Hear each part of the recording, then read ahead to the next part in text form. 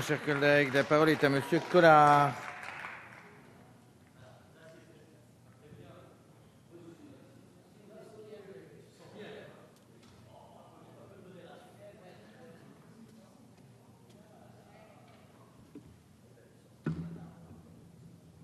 Monsieur le Président, Mesdames les rapporteuses, puisque l'ITRE m'y autorise, Monsieur le Ministre, la vraie question qui se pose porte sur la différence entre le vrai malheur et l'escroquerie au malheur. On est tous pour le droit d'asile quand il s'agit du vrai malheur, mais on voudrait tous avoir les moyens de s'y opposer quand on est en présence de l'escroquerie au malheur. 80% des déboutés, 5% sont réellement expulsés. Tout est dit. Les demandeurs d'asile vont finir par s'installer par ce biais dans notre pays et conforter une immigration. Alors on peut aimer, on peut avoir la passion de cette solution, mais on peut aussi craindre qu'un jour, à force de vouloir être bon, ce n'est pas un aéroport qu'on vende, c'est 2, c'est 3, c'est 4. Et c'est la France qui, un jour, va demander quelque part le droit d'asile. Alors il faut savoir aussi ne pas faire trop de charité avec le bien du pays. Quand on prend le texte, on se rend compte qu'il ne tient aucun compte de l'extraordinaire déferlement migratoire qui se produit. Un peu comme à l'époque où l'Empire romain voyait les limes craquer. Oh, il y avait plein de gens, on a les textes, qui n'y croyaient pas, qui étaient de bonne foi, qui contestaient ces pratiques.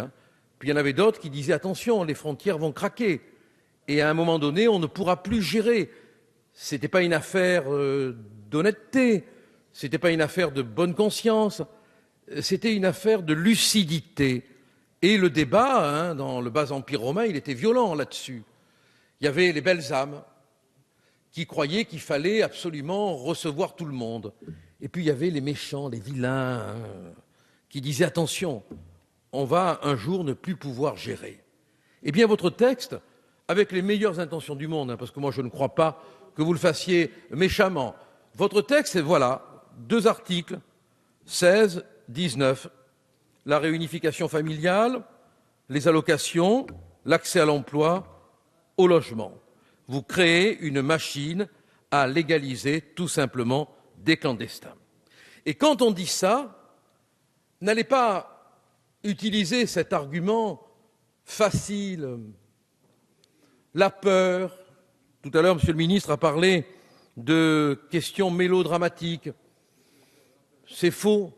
La réalité, elle est là. On se rend compte qu'on n'arrive plus, parce que les frontières ne sont plus contrôlées, on n'arrive plus à maîtriser l'immigration. Vous ne voulez pas le voir, vous ne voulez pas l'admettre, mais un de ces 4 matins, cette réalité, elle vous prendra à la gorge et vous regretterez de ne pas l'avoir vue. Et je sais, Monsieur le ministre, que vous abordez cette question avec honnêteté. Je vous ferai, à vous, aucun procès d'intention, parce que vous êtes pris dans un gouvernement. Mais, quelque part, vous ne pouvez pas ne pas voir ce qui se passe au poste que vous occupez. Vous ne pouvez pas ne pas voir ce qui se passe quand vous allez à Créteil, quand vous allez sur les lieux où tous les drames se produisent. Vous ne pouvez pas, vous, ministre de l'Intérieur, ne pas savoir qu'il y a un flux dangereux sur le plan migratoire et que cette loi, malheureusement, elle ne règle pas le problème des refoulés du droit d'asile. C'est la question centrale. Tous les orateurs ici qui sont intervenus l'ont dit, chacun à sa manière, avec sérieux, avec conscience. Vous ne voulez pas vous hisser au niveau du quotidien. Le quotidien vous aura, il vous éliminera. Mais de grâce qu'il ne nous élimine pas, nous, parce que ce n'est pas notre responsabilité. On aura suffisamment crié « Attention, prenez des mesures ». Attention, hissez-vous au niveau du quotidien et vous vous rendrez compte que ce texte, il est incomplet, insuffisant et que malheureusement, il va devenir une machine à légaliser des clandestins. Et quand il y a trop de clandestins sur un bateau, il coule. Merci, mon cher